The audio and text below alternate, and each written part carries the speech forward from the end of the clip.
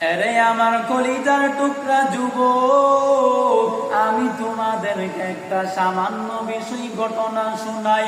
একটা যুবক আমার কাছে এসে বলতেছে, হুজুর আমার জীবনটাকে আমি নষ্ট করে ফেললাম। হুজুর আমার জীবনটাকে বজর্জরিত করে ফেলেছি। আমি জিজ্ঞাসা করলাম, এ ভাই কেন? ওই যুবকটা কান্না করে বলে, হুজুর আমি একটা মেয়ের সাথে সম্পর্কের মধ্যে লিপ্ত ছিলাম, একটা মেয়ের সাথে সম্পর্ক করতাম। ওই মেয়েটা আমার সাথে কি করলো?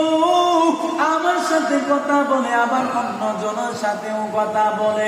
আমি তাকে প্রচন্ড বিশ্বাস করতাম, আমি তাকে এমন বিশ্বাস করতাম, আমার জীবনের থেকেও বেশি বিশ্বাস করতাম। কলিজার টুকরা যুবক, আমি তোমাদেরকে বলি, আজকে তুমি যে মেয়েটার জন্য পাগল, ওই মেয়েটাকে দেখবা তোমার সাথেও কথা বলতেছে, আবার অন্য জনের সাথেও কথা বলতেছে।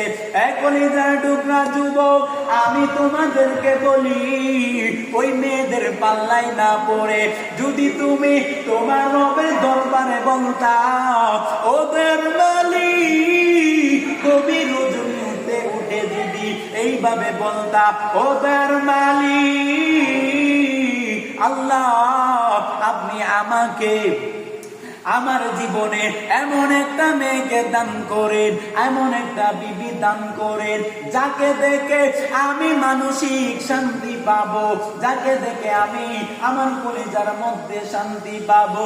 ওদের মালিক আল্লাহ, আপনি আমাকে বাজে কাজের দিকে নেওয়ায়েন না, বাজে কাজের মধ্যে লিপ্ত করায়েন না, ওই হারাম রিলেশনের মধ্যে লিপ্ত করায়েন না। যদি তুমি যুবক এইভাবে আল্লাহর কাছে দোয়া করতে পারতা, তাহলে আজকে তোমার এই দশা হইতো না।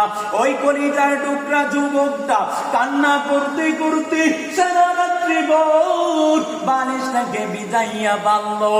কলিজার টুকরা যুবক, আমি তোমাদেরকে এই কথাটা বলি, যে মেয়েটার জন্য পাগল, ওই মেয়েটা দেখবা তোমার সাথে ঘুরতেছে, তোমার সাথে চলতেছে, তোমার সাথে ফুসকা গায়, তোমার সাথে পার্কে ঘোরাঘুরি করে, কিন্তু যখন বিয়া করার সময় হইবে, ওই সময় সে টাকাওয়ালা টাকলাকে বিয়া করবে, আর তোমার কোনো খোঁজখবর থাকবে না।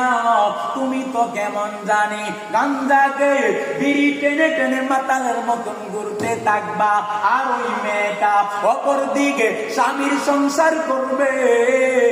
কলিজার টুকরা যুবক, তোমাদের পাও দুটা আগাইয়া দাও, আমি তোমাদের পায়ে ধরে বলি, মেয়েদের সাথে সম্পর্কের মধ্যে লিপ্ত হইবা না, মেয়েদের কাছে যাইবা না।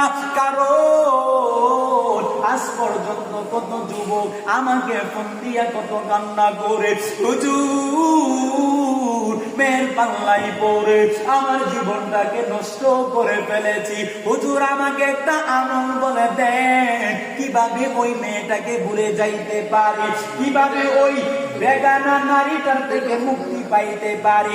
এই জন্য যুবক তোমাদেরকে বলি, আজকে থেকে কি করবা?